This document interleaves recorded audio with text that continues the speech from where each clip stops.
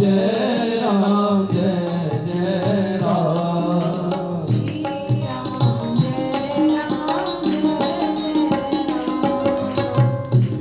राम जय राम जय जय राम।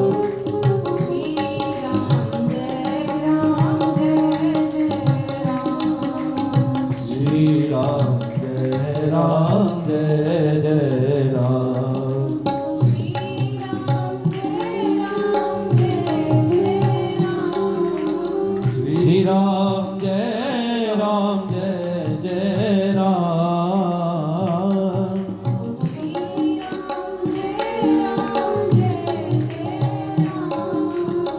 श्री राम जय राम जय जय राम।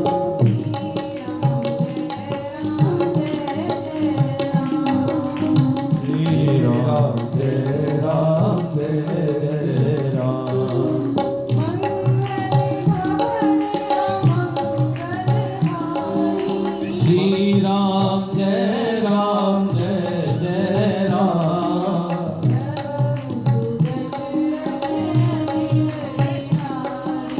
श्री राम जय राम जय जय राम।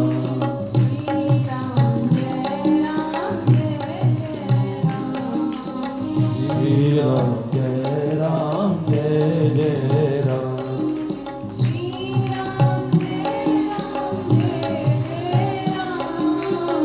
श्री राम जय राम जय जय राम। श्री राम जय राम जय जय राम।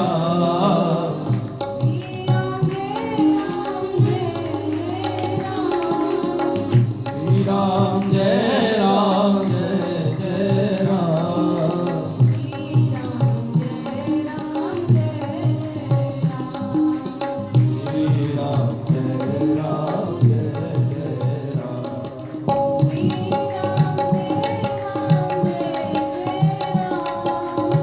श्री राम जय राम जय जय राम।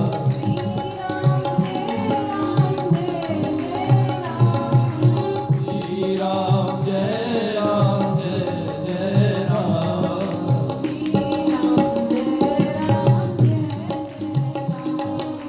श्री राम जय राम जय जय राम।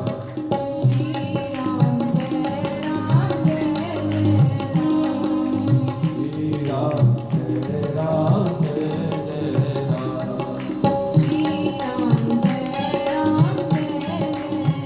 श्री राम जय राम जय जय राम। पीछे वाले भी एक बार हाथ उठा के तालियों की सेवा के साथ श्री राम जय राम जय राम। श्री राम जय जय राम।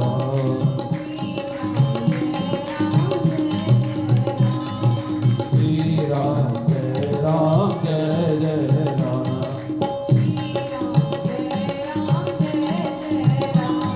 श्री राम जय राम जय जय राम।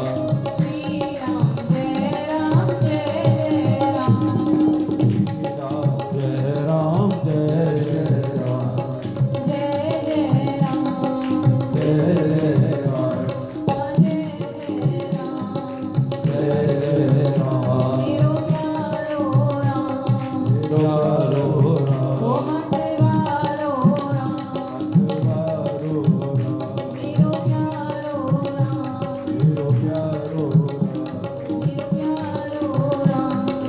प्यारो राम।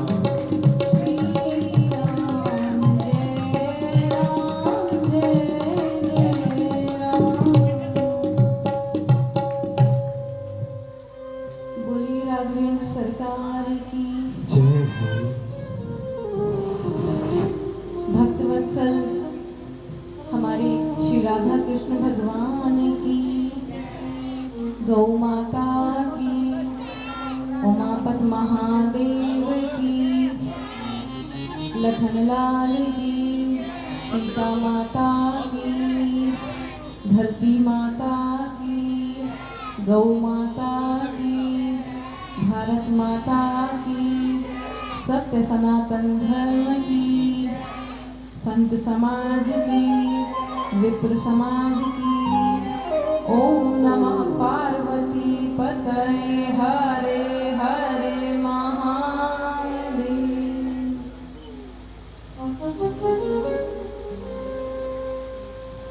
आप सभी पंजों के भक्त सभी के हृदय में विराजमान मेरे श्री राघवेंद्र सरकार की झांकी को व्यासपीठ से जय श्री राम, जय श्री कृष्ण। देखिए, जब हम भगवान का कीर्तन करते हैं ना और कीर्तन में तालियां बजाते हैं तो इससे क्या होता है, कीर्तन हम करते हैं तो हम अपनी जुबान से, वाणी से करते हैं ना, तो हमारी जुबान और हमारी वाणी दोनों पवित्र होते हैं और आँखों में भगवान की छवि का दृश्य चलता है। जब कोई कहता है राम तो आगे राम जी की झांकी आ जाती है ना आंखों के सामने। ऐसे ही कीर्तन करने से अनेकानेक लाभ हैं। नंबर 1, पहला, हमारी आंखें पवित्र होती हैं। दूसरा, हमारी जुबान पवित्र होती है। तीसरा, हमारा मन पवित्र होता है। चौथा, हमारी वाणी पवित्र होती है। और पांचवा, जो हमारे कर है ना, इन कर हाथों से हम पता नहीं क्या क्या काम करते हैं, कैसे काम करते हैं, अच्छे भी और बुरे भी। तो एक भाव तो यह है कि प्रभु आपके कीर्तन में बैठ के हम इन हाथों को भी पवित्र करते हैं। और जब हमारे हाथ पवित्र हो जाते हैं तो हमारे हाथों में जो अच्छी अच्छी लकीरें हैं ना, वो जागृत हो जाती हैं। जो दुर्भाग्य की रेखाएं हैं वो समाप्त होकर के भाग्योदय की रेखाएं जागृत हो जाती हैं। इसलिए तो ताली बजाते हैं हम कि कीर्तन में खूब तालियां बजा करके। हनुमान जी ऐसे ही तो कीर्तन करते हैं, श्री राम जय राम जय जय राम। आंखों से अश्रुपात होते हैं और हाथों से करताल बजाते हैं, ताली बजाते हैं। तो हनुमान जी को, क्योंकि कथा में हनुमान जी तो आते ही आते हैं, यह तो पक्का है। क्यों? क्योंकि उन्होंने स्टाम्प लगा रखा है कि भैया जहाँ जहाँ कथा होगी, कथा अर्थात जहाँ पर भी भगवान का नाम होगा, मानस जी की चौपाइयाँ गाई जाएंगी, वहाँ हमारे हनुमान जी आते ही आते हैं। यह तो पक्का है। अब वो किस वेश में आते हैं ये उनके ऊपर निर्भर है। किसी भी वेश में ये नहीं है कि वो मनुष्य के वेश में ही आएंगे। वो किसी चींटी के रूप में, स्वान के रूप में, मच्छर के रूप में, मसक समान रूप कपिधरी, मच्छर का ही तो रूप धरा था हनुमान जी ने जब लंका में प्रवेश किया था। तो हनुमान जी किसी भी रूप में आकर के और कीर्तन का आनंद लेते हैं। और जब हनुमान जी आते हैं तो वो देखते हैं कि सभी भक्त बड़े आनंद में हैं और खूब मेरे प्रभु का गुणगान कर रहे हैं। तो हनुमान जी अपने आप ही प्रसन्न होकर के सबको आशीर्वाद दे करके जाते हैं। प्रेम से कहिए जय श्री राम। आज तो आवाज नहीं आई है भाई, प्रेम से बोलिए जय श्री राम।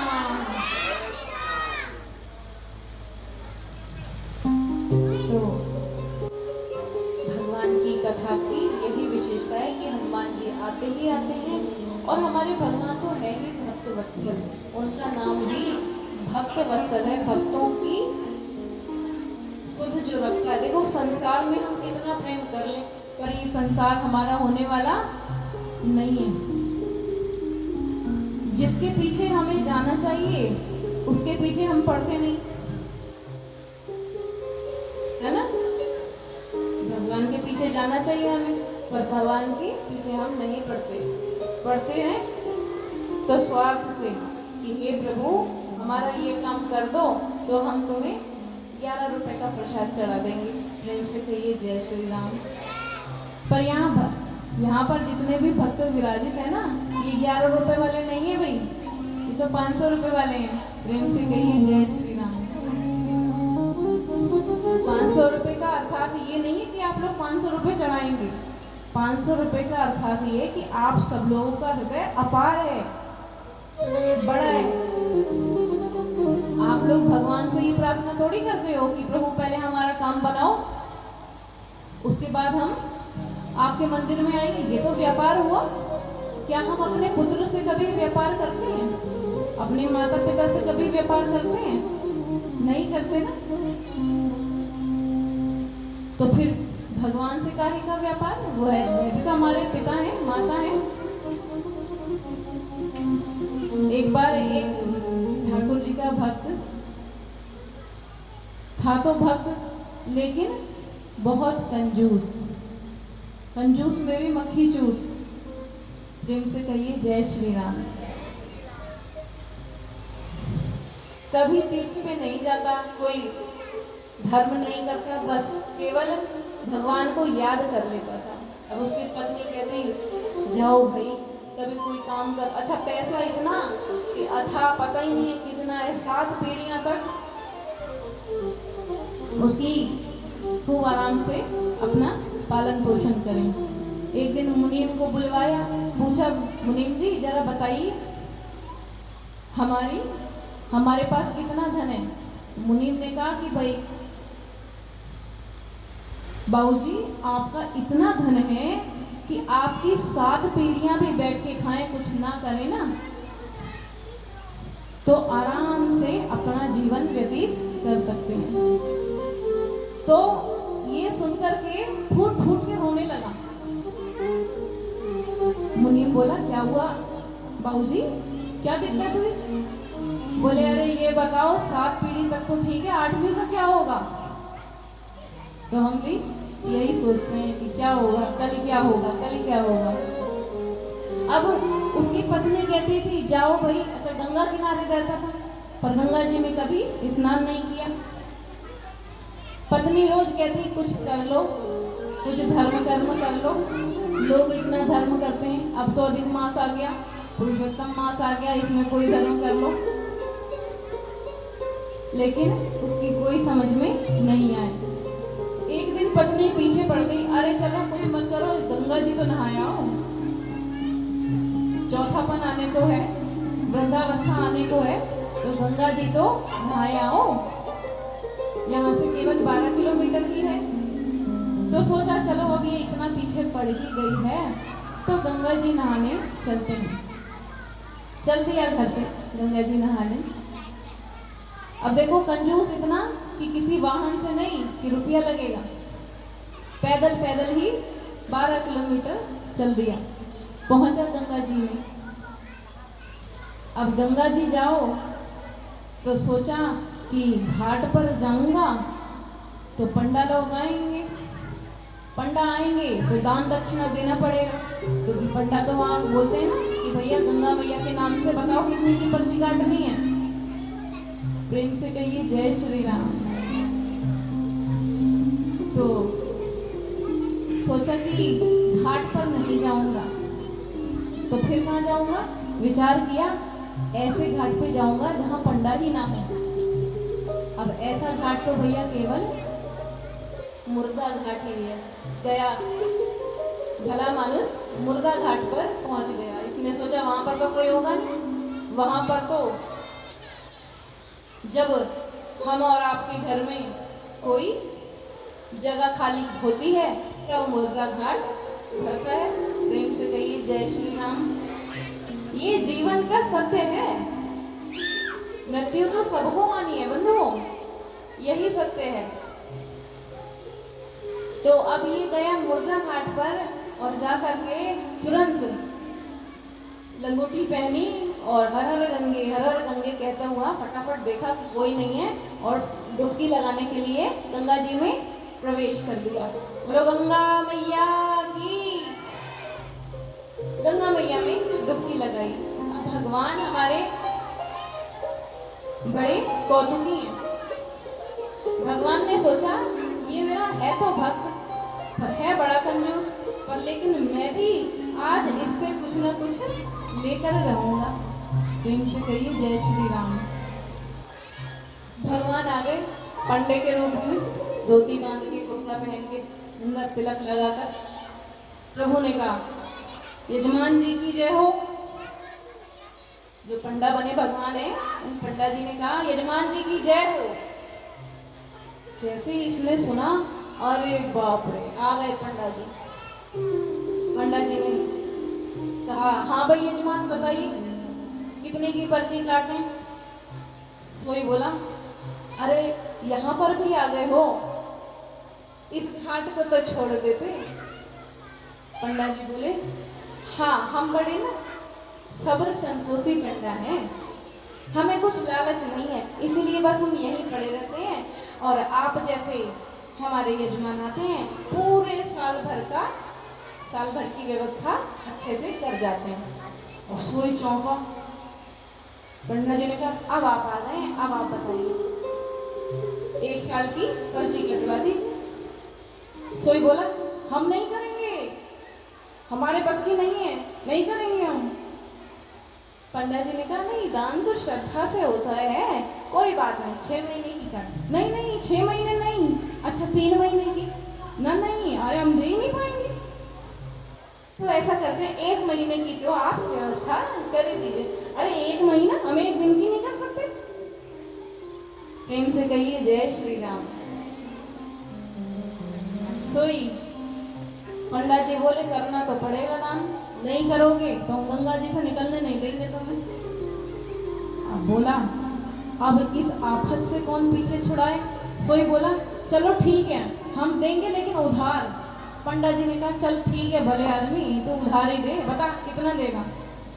उस टाइम में धेला चलता था, बोला 1 धेला देंगे।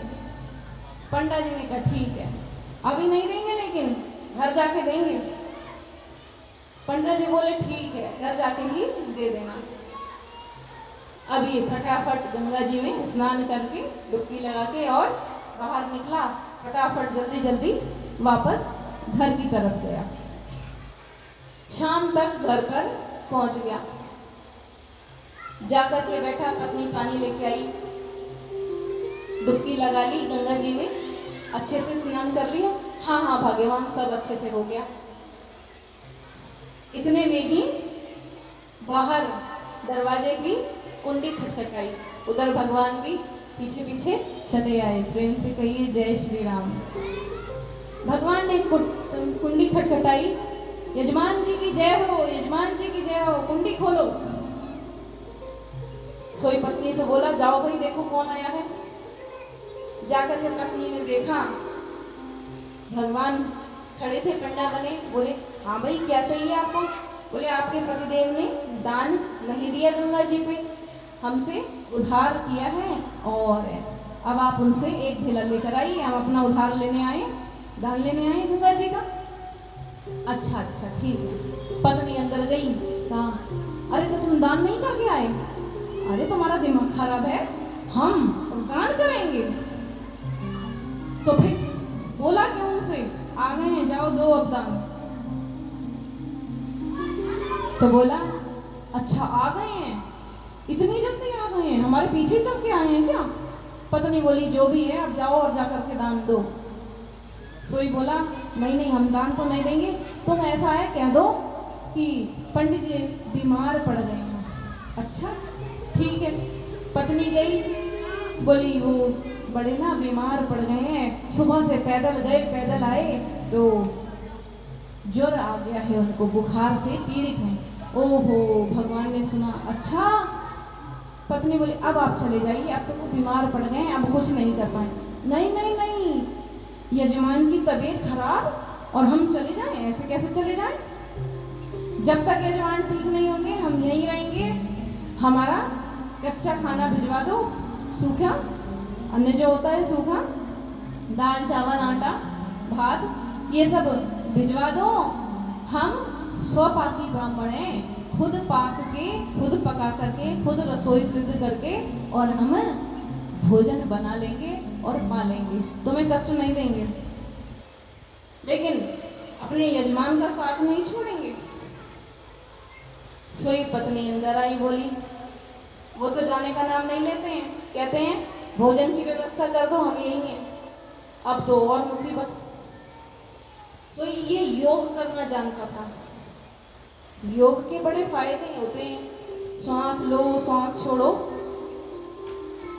एक अवस्था ऐसी होती है जब हम अधिक योग करते हैं ना, तो हम कितनी भी देर तक अपनी सांस रोक सकते हैं। अब इसे योग की काफी इसको योग बहुत अच्छे से आता था, तो योग करने लगा। बोला अपनी पत्नी से, ऐसा है जाकर के कह दो पंडित जी को इतनी तेज ज्वर आया, पंडित जी तो मर गए। प्रेम से कहिए जय श्री राम।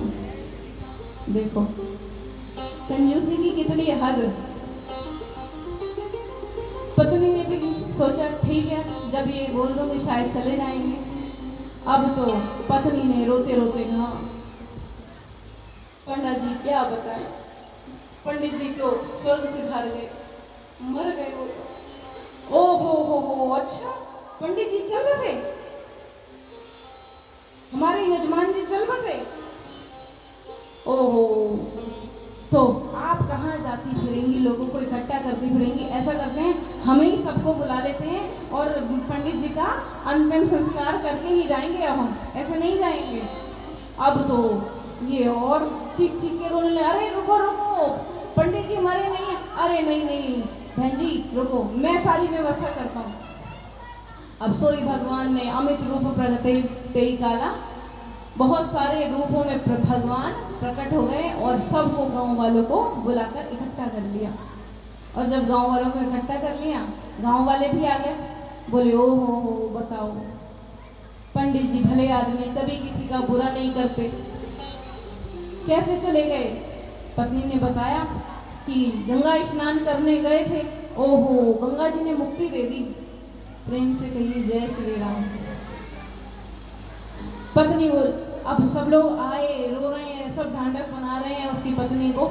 पत्नी बोलती है, नहीं मेरे पति मरे नहीं है, मरे तो थे नहीं। सब लोग बोलते हैं, हाँ बहन जी कोई बात नहीं, ऐसे समय में हो ही जाता है, आप चिंता मत करो, हम सब आपके साथ हैं। अरे नहीं आप सुनते क्यों नहीं है, मेरे पति नहीं मरे हैं, वो तो जिंदा है। हाँ ये तो आपका मोह है, वो हम सबके मन में जिंदा है। अब भगवान ने कहा चलो भाई जल्दी से अर्थी पे बांध लिया। अब देखो ये भी भला मानो श्वास रोके पड़ा है मुर्दा के समान। भगवान बोलते चलो भाई अर्थी को उठाओ। अर्थी पे लिटा करके बांधा और ये भी बंध गया। श्वास नहीं लेता, प्राण जाए लेकिन ढेला न जाए। प्रेम से कहिए जय श्री राम। बंध गया, अर्थी उठाई है लोगों ने। अब जो इसकी पंडितानी है, पत्नी है, वो और चीख के रोने लगी, अरे भाई रुको मर जाएंगे, ये मर जाएंगे। लोगों ने कहा अब और कितना मरेंगे, मर तो चुके हैं। प्रेम से कहिए जय श्री राम। भगवान भी कहते हैं बेचारी ने दिल पर ले लिया है इसने, आप लोग सब संभालिए इनको। सब गांव वाले मिलकर के संभालते हैं। अब ये भी भगवान मन में सोच रहे हैं, भैया इस भगत से तो आज मैं भी हार मान गया हूँ। ये ऐसा भगत है कि मैंने भी इससे हार मान ली है। अब शमशान घाट लेके आया गया, देखो अभी भी उठा नहीं है। शमशान घाट लेकर के आया गया, अर्थी को रखा लकड़ियों के ऊपर। तुरंत भगवान बोले हम इनके पंडित जी हैं, रुको अभी हम इनके कान में मंत्र फूकेंगे। अच्छा ठीक है, आप फूकिए मंत्र। सोई भगवान कहते हैं, कान के पास मुख ले जा करके कहते हैं, आया हूँ बैकुंठ से तुम संग नाता जोड़। मैं आया हूँ बैकुंठ से तुम संग नाता जोड़। और जोई देखा कि अरे भगवान, लगता है भगवान है, जब कह रहे हैं बैकुंठ से आया हूँ। सोई एकदम आंखें खोली, और आंखें खोली तो देखा वही पंडित जी। तुरंत फिर आंखें बंद कर ली। प्रेम से कहिए जय श्री राम। फिर आंखें बंद कर ली, अब और जोर से कर ली। फिर भगवान बोले, आया हूँ बैकुंठ से तुम संग नाता जोड़। अरे अब मैं तुमसे हार गया, मैं अब तुमसे हार गया हूँ, अब बोलो तुमको क्या चाहिए। सोई बोला, हे प्रभु हमको एक ही बात दे दो कि ढेला दीजिए छोड़। भगवान ने कहा ठीक है भैया, तेरा ढेला छोड़ दिया, तू सुखी रह। भगवान इतना कह के अंतर ध्यान हुए और ये फिर वहां से उठा। तो ऐसे होते हैं कई लोग कि प्राण चले जाएं लेकिन रुपया न जाए। प्रेम से कहिए भक्त वत्सल भगवान की। पर यहाँ के भक्त तो भगवान को बहुत प्रिय हैं और हमें तो बहुत अच्छे लगते हैं। आप लोग जिस समय ताली बजाते हैं ना, बहुत आनंद है। ऐसा लगता है कि वैसे तो जहाँ कथा होती है तो साक्षात वहाँ पर वृंदावन, अयोध्या, सारे धाम, सारे तीर्थ चल करके अपने आप ही आ जाते हैं। किंतु हमने इतनी सारी 2015 से हम लगातार कथा कर रहे हैं। आपके जितने अच्छे भक्त हमें और कहीं नहीं मिले, जो कि पूरे कीर्तन में तालियों की सेवा देते हैं। तो एक बार अपने लिए भी प्रेम से कहिए जय श्री राम। तो हमारे ठाकुर जी बहुत भक्त वत्सल हैं। भक्तों पर अनेक प्रभु के भक्त हुए जिन पर हमारे ठाकुर जी ने कृपा की है। कल हमने कथा में भगवान राघवेंद्र सरकार माता सीता का विवाह, अभी विवाह नहीं हुआ था कल, अभी तो केवल जयमाल पड़ी थी, है ना। तो भगवान राम जी की और सिया जी की जयमाल हुई है।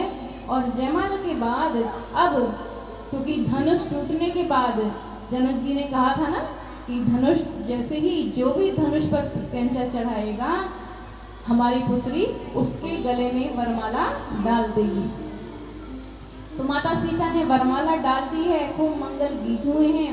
अब उसके बाद कुशध्वज जी ने, जो जनक जी के गुरुदेव हैं, सदगुरुदेव हैं, उन्होंने दशरथ जी से कहा कि जो भी आपकी रीतियां हैं, जो भी आपके परिवार में रीति रिवाज होते हैं, वह सब आप करिए जिससे कि विवाह की आगे की रीति भी पूर्ण हो सके। विश्वामित्र जी ने कहा कि ठीक है, अब हम अयोध्या में पत्रिका भेजते हैं। तो राजा दशरथ को भी तो बुलाया जाएगा ना, अभी पिता ही नहीं है तो विवाह कहाँ से हो जाए। अभी तो केवल विश्वामित्र जी के साथ ही तो आए हैं भगवान राम और लक्ष्मण। अयोध्या जी में पत्रिका भेजी। पत्रिका जब अयोध्या जी में गई और जब राजा जनक के दूत उस पत्रिका को लेकर के अवध में गए हैं तो सुंदर अवध का दर्शन किया है उन्होंने। क्यों? क्योंकि वहां पर सरजू जी हैं, सुंदर सरजू जी हैं। और 2 लाइनें आप गाएंगे। मीठे रस से भरियोरी महारानी लागे, महारानी लागे, ओ भी मीठो मीठो सरजू जी पानी लागे। महारानी लागे, महारानी लागे, प्यारो प्यारो सरजू को पानी लागे। मीठे रस से भरियोरी महारानी लागे, महारानी लागे, मोहे मीठो मीठो सरजू जी को पानी लागे। रस से भरोरी महारानी लागे, महारानी लागे, ओ प्यारो प्यारो सरजू को पानी लागे। मोहे मीठो मीठो सरजू जी को पानी लागे। मीठो मीठो सरजू को पानी लागे। मोहे मीठो मीठो सरजू जी को पानी लागे।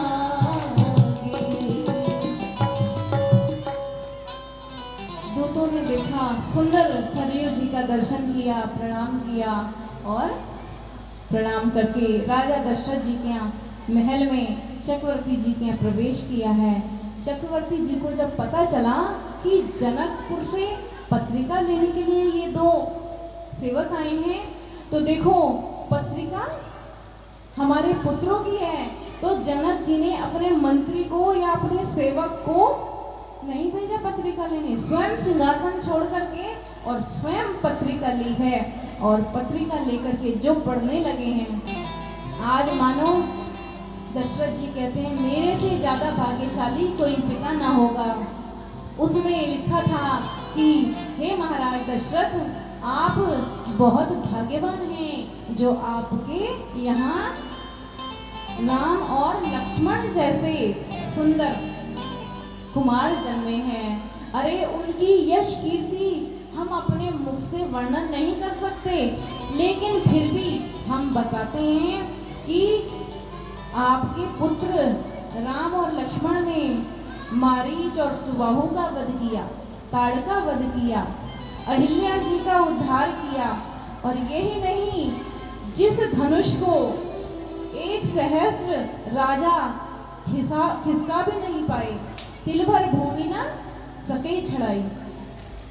अरे तिल भर के समान भी जो हिला न सके उस धनुष को, उस धनुष को आपके पुत्र राघवेंद्र ने उल्टे हाथ से उठा करके और प्रत्यंचा चढ़ा दी है।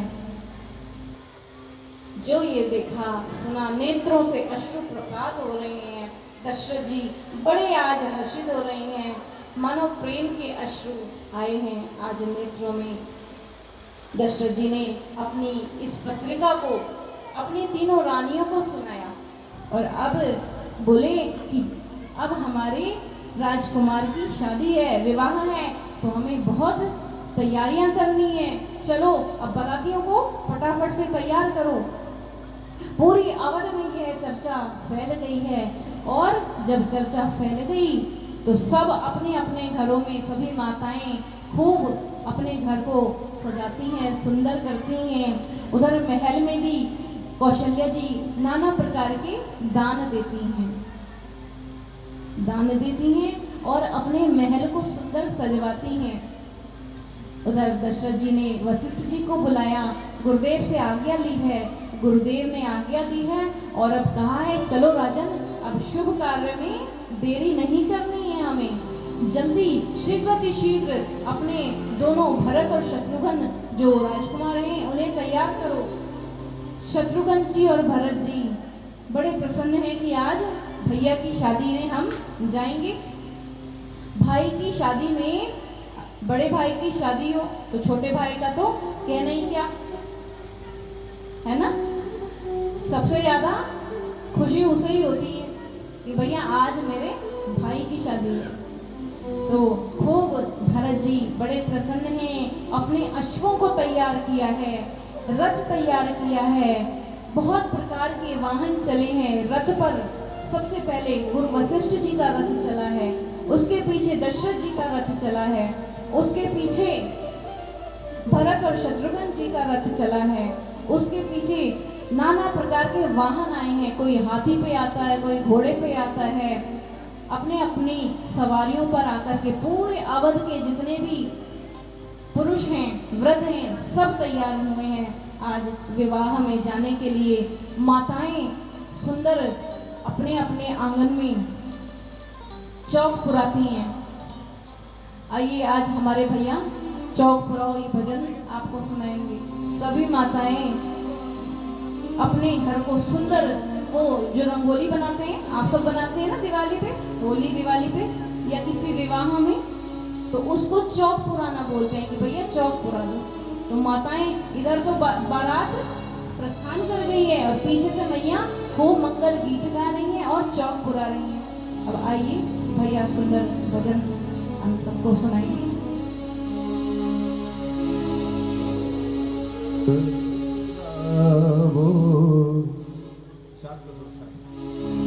चौक पुरावो,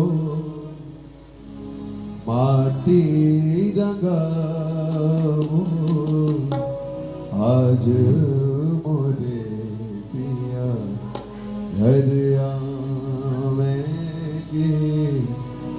आज मोरे पिया घर आवेंगे। चौक पुरा